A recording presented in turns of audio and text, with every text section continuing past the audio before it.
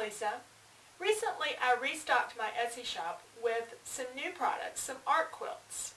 I've quilted for many, many years. I started back in the 80s and have quilted on and off over the last 25 years. And one of the things I used to do quite a bit of was art quilts. And in the last 3 years or so, when I've been really back into quilting, I wanted to get back to art quilts, but I did more bed quilts for us. I've done a lot of Linus Project quilts, and in the last few months I've gotten back into art quilts, and I love creating them. Now, we could really say that every quilt is an art quilt, because by the time you pick your fabrics, even if you're using a pattern, when you pick your fabrics and your arrangement, it's art. It's your art, or the quilter's art, that whoever creates it. But in this case, I'm creating quilts that I've designed to hang on the wall, to be looked at as art. And I have several of them in my home. I have one that I've had up for a very long time. I have others that I've changed in and out over time. I'd like to share with you the ones that are in the Etsy shop. There are two different series, a series of leaf quilts that I'll show you in more detail, and a series of color gradient quilts. I'm going to start with the leaf quilts because I think the process for these takes a little bit more to explain.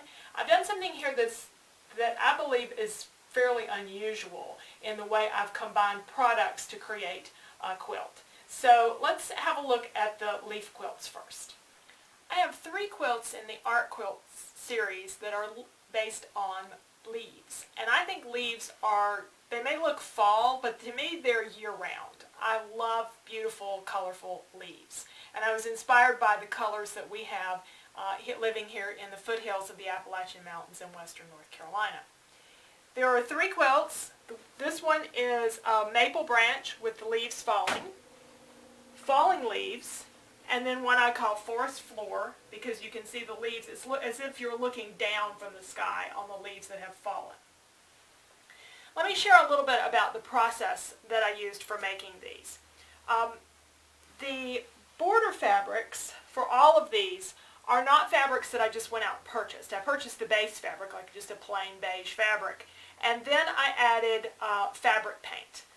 And so here's a piece that was left over from this particular quilt, so you can kind of get an idea of what it looks like. I actually used jelly printing to create the designs and add the color to this fabric. So it starts out as just a plain ivory fabric, and then I've added all of the different colors and patterns. So you're getting something that is one of a kind. There's no way I could duplicate these outline fabrics, even these border fabrics, even if I wanted to, because you just can't get the same thing twice when you do these. And then I sew the borders and a square or rectangle in the center, quilt and put that together, and then I go to the quilting machine to create the leaves. And you can see where I've stitched around the edges of the leaves. And you can see it a little bit better on the back on this one too. I used brown thread in this case, and I stitched around, and then I painted them. And then I used the same type of fabric paint that I used on the border to do the leaves. But I hand painted all of these leaves on all of the quilts. So let's take a close-up look at each of them.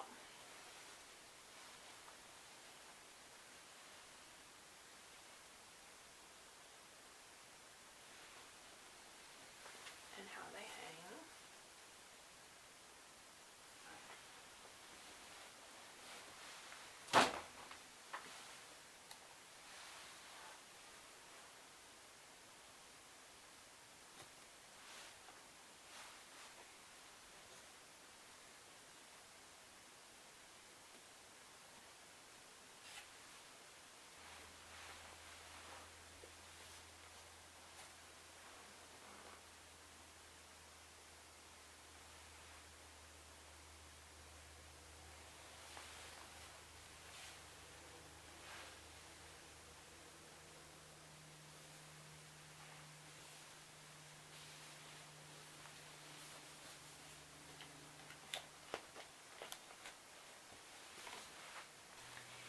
In the gradient series, the style of the quilts is a little more contemporary, but the method of creating them is a bit more traditional.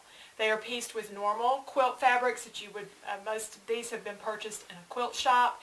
I have a collection of over 300 printed fabrics. A lot of them are in small quantities because I like to use a lot of different fabrics in each quilt.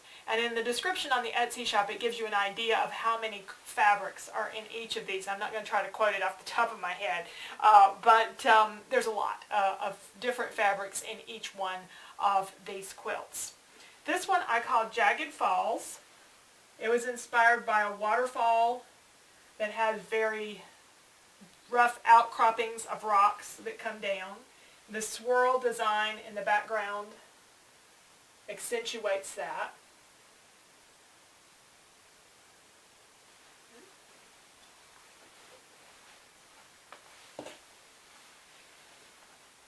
I call this quilt Ying and Yang because the two curved areas kind of blend into each other to balance, and we have warm colors and cool colors from light to dark in each one, and then there's a lot of detail quilting.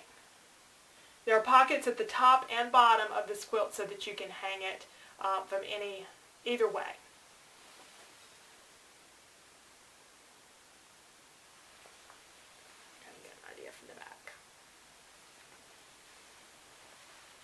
And this is one of my favorites I call Hot and Cold because we have all the warm colors contrasted with this beautiful blue background and a lot of detail quilting where I try to emulate more of a water type of look. So I have the water and then the swirls in here with this quilt. There are plenty of detailed photographs on the Etsy listing as well as some photos on my website. Idea from the back, and this one you can hang from any direction. There are pockets on the corners as well as along the long sides.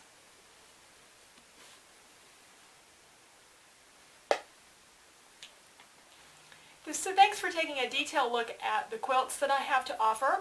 If you have been following me on YouTube or on my websites and blogs and Facebook and Twitter, etc. for some time, there will continue to be some other videos on process of creating things, especially I have a card video in mind that I want to do coming up. I'm going to do a studio tour.